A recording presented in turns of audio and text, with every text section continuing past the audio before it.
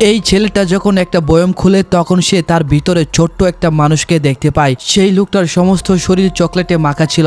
এই ছেলেটা সেই লোকটাকে সেখান থেকে পরিষ্কার করার জন্য একটা ওয়াশরুমের ভিতর নিয়ে যায়। ছেলেটি সেই লোকটার সমস্ত কাপড় চোপড় এবং কি তার শরীর সুন্দরভাবে পরিষ্কার করে দেয়। লোকটির গোসল করানো শেষ হলে সেই ছেলেটা সুন্দর করে একটি ব্রাশ দিয়ে তার মাথা চুলকে আশ্রয় দেয়। তার আগে এই ছবিটি যদি আপনার কাছে সুন্দর মনে হয় তাহলে অবশ্যই ভিডিওতে লাইক করে চ্যানেলটি সাবস্ক্রাইব করে কমেন্টে আল্লাহর নামটি লিখে যাবেন। তারপর সেই লোকটার সাথে এই ছেলেটির বন্ধুত্ব সম্পর্ক শুরু হয়। ছেলেটির বাবা যখন ছেলেটির জন্য পিজা আনে তখন এই ছেলেটি একা না খেয়ে তার বন্ধুর জন্য নিয়ে যায়, কিন্তু তার বন্ধু সেই পিজাটা পছন্দ করে না। তখন সেই লোকটা জাদু দিয়ে সেই পিজাটাকে অদ্ভুত একটা বস্তু বানিয়ে ফেলে। তারপর সেই লোকটা সেটাকে মজা করে খেতে শুরু করে।